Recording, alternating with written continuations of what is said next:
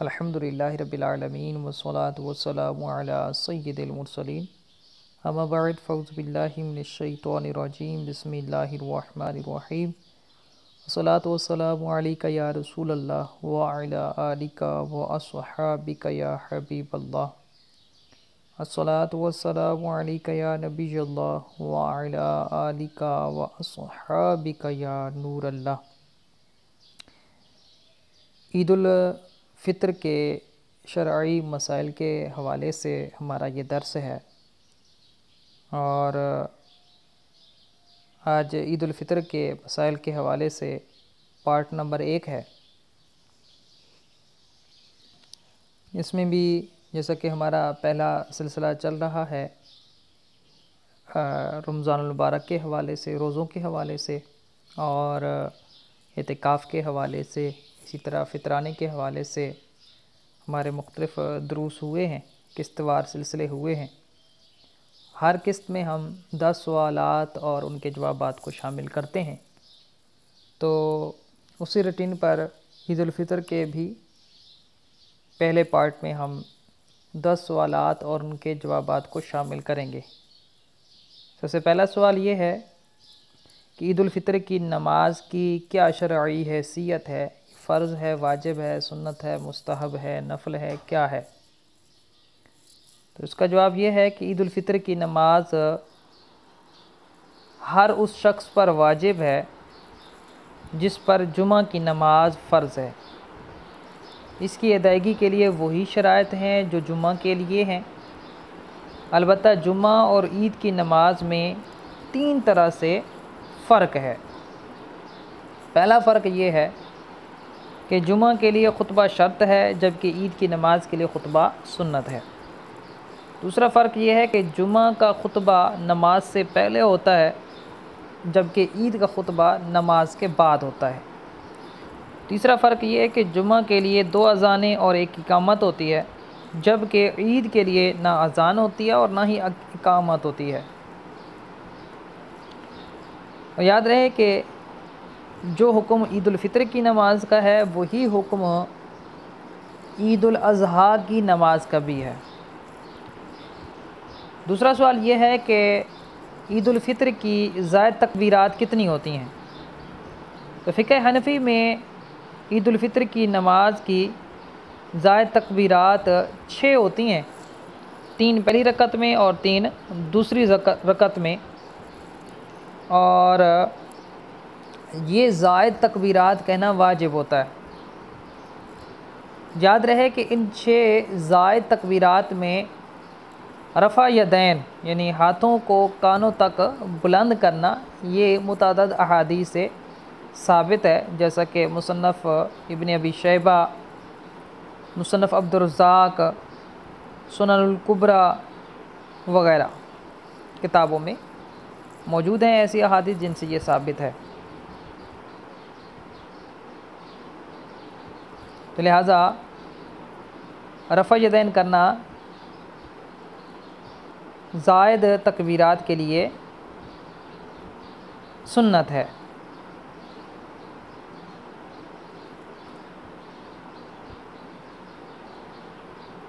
تیسرا سوال یہ ہے کہ کیا نماز عید مسجد میں ادا کی جا سکتی ہے؟ تو جواب یہ ہے کہ نماز عید مسجد میں ادا کرنا بالکل جائز ہے، لیکن سنت نہیں ہے، کیونکہ عید کی نماز عیدگاہ میں ادا کرنا یہ سنت بھی ہے، مستحب بھی ہے۔ چوتھا سوال یہ کہ کیا عید کی نماز صرف شہر میں پڑھنا درست ہے؟ تو جواب یہ ہے کہ عید کی نماز شہر میں بھی درست ہے اور ایسے گاؤں میں بھی درست ہے کہ جہاں کی سب سے بڑی مسجد میں اہل جمعہ یعنی گاؤں کے وہ افراد جن پر جمعہ فرض ہو سکے وہ اس مسجد میں نہ سما سکیں اور وہ مسجد ان پر تنگ ہو جائے، یہاں تک کہ انہیں نماز جمعہ کے لیے جامع مسجد بنانی پڑ جائے، تو ایسے گاؤں میں بھی عید کی نماز درست ہے۔ اور اگر گاؤں میں اتنی آبادی نہ ہو تو پھر ایسے گاؤں میں عید کی نماز جائز نہیں ہے۔ 5واں سوال یہ ہے کہ عید کی نماز کا طریقہ کیا ہے؟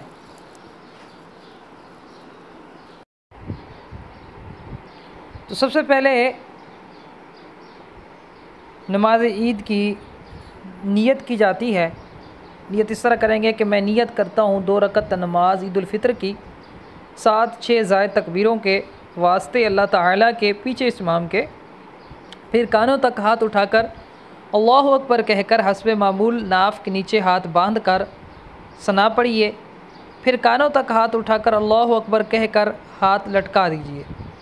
پھر دوسری مرتبہ ہاتھ کانوں تک اٹھا کر اللہ اکبر کہہ کر ہاتھ لٹکا دیجیے۔ پھر تیسری مرتبہ ہاتھ کانوں تک اٹھا کر اللہ اکبر کہہ کر دونوں ہاتھ ناف کے نیچے باندھ لیجیے۔ پھر امام تعوذ اور تسمیہ آہستہ پڑھ کر الحمد شریف اور کوئی صورت بلند آواز میں پڑھے گا۔ پھر رکوع سجود کرے گا۔ دوسری رکعت میں امام پہلے آہستہ بسم اللہ شریف پڑھ کر الحمد شریف اور کوئی صورت بلند آواز میں پڑھے گا۔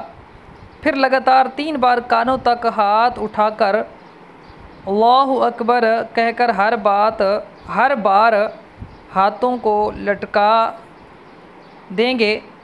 پھر بغیر ہاتھ اٹھائے چوتھی بار اللہ اکبر رکوع کے لیے کہتے ہوئے رکوع میں جائیں گے اور حسب معمول نماز مکمل کریں گے۔ سلام پھیرنے کے بعد امام کھڑے ہو کر 2 خطبے دے گا جن کو توجہ سے سننا واجب ہے، اور ان خطبوں کے دوران سلام اور کلام یعنی بات چیت یہ ناجائز و ممنوع ہے۔ یاد رہے کہ 6 زائد تکبیروں میں ہر 2 تکبیروں کے درمیان 3 بار سبحان اللہ کہنے کی مقدار خاموش رہنا ہے،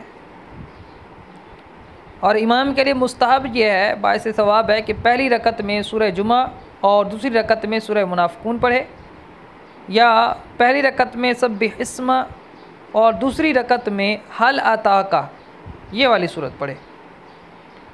چھٹا سوال یہ ہے کہ نماز عید کا وقت کب سے لے کر کب تک ہوتا ہے؟ جواب یہ ہے کہ نماز عید کا وقت سورج طلوع ہونے کے 20 منٹ بعد سے لے کر دہوہ کبریٰ یعنی نصف نہار شرعی جس کو عرف عام میں زوال کہتے ہیں اس وقت تک ہوتا ہے۔ یاد رہے کہ عید الفطر کو تاخیر سے پڑھنا اور عید الاضحیٰ کو جلدی پڑھنا مستحب ہوتا ہے۔ 7واں سوال یہ ہے کہ اگر کوئی شخص امام کے نماز عید میں زائد تکبیرات کہنے کے بعد شامل ہوا تو زائد تکبیرات کب کہے گا؟ تو جواب یہ ہے کہ اس مسئلے کی چند صورتیں بنتی ہیں۔ پہلی صورت یہ ہے کہ اگر پہلی رکعت میں امام کے زائد تکبیرات کہنے کے بعد شامل ہوا، امام زائد تکبیرات کہہ چکا تھا، اس کے بعد اب مقتدی شامل ہوا تو اسی وقت 3 زائد تکبیرات کہہ لے، اگرچہ امام فاتحہ پڑھ رہا ہو یا سورت پڑھ رہا ہو۔ دوسری صورت یہ ہے کہ اگر اس وقت شامل ہوا کہ امام رکوع میں ہے، اور اس کو ظن غالب یہی ہے، غالب گمان یہی ہے کہ 3 زائد تکبیرات کہہ کر رکوع میں امام کے ساتھ شامل ہو جائے گا، تو کھڑے کھڑے تکبیریں کہہ کر رکوع میں شامل ہو جائے۔ تیسری صورت یہ ہے کہ اگر امام کو رکوع میں اس نے پایا ہے اور اسے غالب گمان یہی ہے کہ 3 زائد تکبیرات اگر میں کہوں گا تو امام رکوع سے سر اٹھا لے گا، تو زائد تکبیرات کہے بغیر رکوع میں شامل ہو جائے اور بغیر ہاتھ اٹھائے رکوع میں زائد تکبیرات کہہ لے۔ چوتھی صورت یہ ہے کہ اگر رکوع میں زائد تکبیرات کہنے کے دوران امام نے رکوع سے سر اٹھا لیا تو اب یہ مقتدی بھی رکوع سے سر اٹھا لے، کیونکہ اب اس پر باقی تکبیرات کہنا معاف ہو گئیں۔ پانچویں صورت یہ ہے کہ اگر امام کے رکوع سے اٹھنے کے بعد شامل ہوا تو اب زائد تکبیرات نہیں کہے گا، بلکہ جب اپنی فوت شدہ رکعت مکمل کرے گا تو اس وقت 3 زائد تکبیرات کہے گا۔ چھٹی صورت یہ ہے کہ اگر دوسری رکعت میں شامل ہوا تو پہلی رکعت کی 3 زائد تکبیرات نہ کہے، بلکہ جب پہلی رکعت پڑھے گا اس وقت کہے گا۔ ساتویں صورت یہ ہے کہ اگر دوسری رکعت کی 3 زائد تکبیرات امام کے ساتھ پا لے تو ٹھیک ہے، ورنہ اس میں بھی وہی تفصیل ہے جو پہلی رکعت میں 3 زائد تکبیرات کے حوالے سے ہم نے بیان کی ہے۔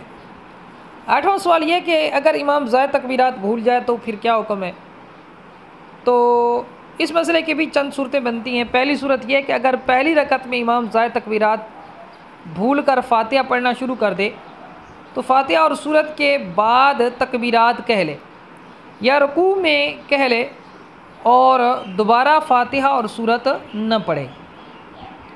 اور اگر دوسری رکعت کی زائد تکبیرات بھول جائیں اور رکوع میں یاد آئیں تو واپس قیام کی طرف نہ لوٹے بلکہ رکوع میں ہی کہہ لے۔ 9واں سوال یہ ہے کہ اگر امام مکمل 6 زائد تکبیرات بھول جائے یا 6 میں سے کچھ بھول جائے یا بھول کر 6 سے زیادہ کہہ لے یا غیر محل میں تکبیرات کہے تو کیا ان صورتوں میں سجدہ سہو واجب ہوگا؟ تو جواب یہ ہے کہ ان تمام صورتوں میں سجدہ سہو واجب ہو جائے گا، مگر جماعت کثیر ہو، لوگ بہت زیادہ ہوں تو بوجہ فتنہ سجدہ سہو نہ کرنا بہتر ہے۔ فتنے کا مطلب یہ ہے کہ لوگ یہ سمجھیں کہ شاید امام نے سلام پھیر دیا، وہ نماز سے سلام پھیر کر بیٹھ جائیں گے اور اس طرح ان کی نماز ٹوٹ سکتی ہے۔ تو اگر اس طرح کا سلسلہ ہے تو پھر سجدہ سہو نہ کرنا بہتر ہے، اور اگر اتنی تعداد نہیں ہے یا اتنی ہے کہ جسے فتنے کا اندیشہ نہیں ہوگا تو پھر سجدہ سہو واجب ہے۔ 10واں سوال یہ ہے کہ اگر امام 6 سے زائد تکبیرات کہے تو مقتدی کو کیا کرنا چاہیے؟ جواب یہ ہے کہ اگر امام بھول کر 6 سے زائد تکبیرات کہے تو مقتدی بھی امام کی پیروی کرے، لیکن اگر امام 13 سے بھی زائد تکبیرات کہے تو پھر 13 سے زائد تکبیرات میں امام کی پیروی نہ کرے، یعنی 13 تک تو کر سکتا ہے، لیکن جب 13 سے 14ویں تکبیر امام زائد کہہ لے تو پھر مقتدی امام کی پیروی نہ کرے۔ اللہ تبارک تعالیٰ کی بارگاہ میں دعا ہے کہ اللہ تبارک تعالیٰ اسی طرح ہمیں دینی مسائل سیکھنے کی توفیق عطا فرمائے، اور اللہ تبارک تعالیٰ علم دین کی برکت سے، ماہ سیام کی برکت سے اللہ پاک ہم سب کی نیک اور جائز حاجات کو پورا فرمائے۔